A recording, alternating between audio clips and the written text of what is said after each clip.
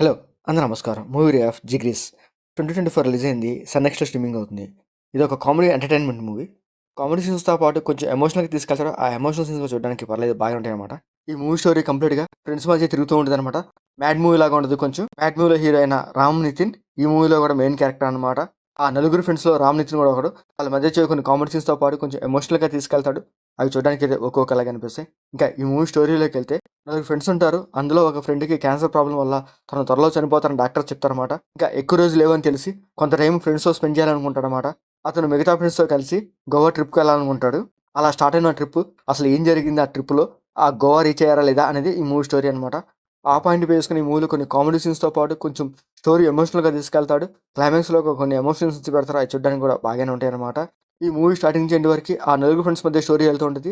So, ఆ నలుగురు friends Goa వెళ్ళేటప్పుడు అసలు ఏం జరిగింది? అక్కడ జరిగే సీన్స్ కొంచెం కామెడీగా ట్రై చేశాడు. అవి చూడడానికి కూడా ఓకే ఓకేలాగా అనిపిస్తాయి. ఇలాంటి మూవీస్ మనం చాలానే చూసాము. 'ఈనాకరాకేమైంది', 'మ్యాడ్' సో, ఇలాంటివి చూస్తానే ఉంటాము. సో, ఈ మూవీ కూడా అలాగే ఉంటది తప్ప గానీ కొంచెం కొత్తగా ఏమి ఉండదనమాట.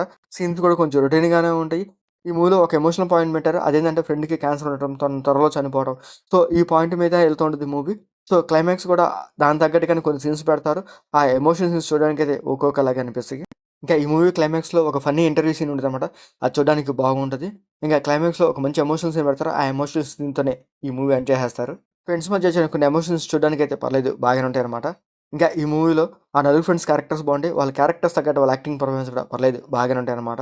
ఇంకా ఈ మూవీలో సాంగ్స్ కూడా పర్లేదు బాగుంటాయి. దాని తగ్గట్టు బీజీఎం కూడా ఒక్కొక్కలాగా అనిపిస్తాయి. ఇంక ఈ మూవీ టెక్నికల్ కాస్త పర్లేదు బాగుంది. ఈ మూవీలో ఎక్కువ సీన్స్ అన్ని అవుట్‌డోర్ లొకేషన్స్ ఉంటాయి. అవి చూడడానికైతే బాగా ఉంటాయన్నమాట.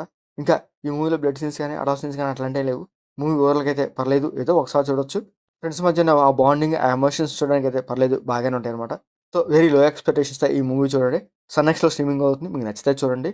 మీకు మాటిస్తే లైక్ చేయండి, షేర్ చేయండి, సబ్స్క్రైబ్ చేసుకోండి. Thank you for watching.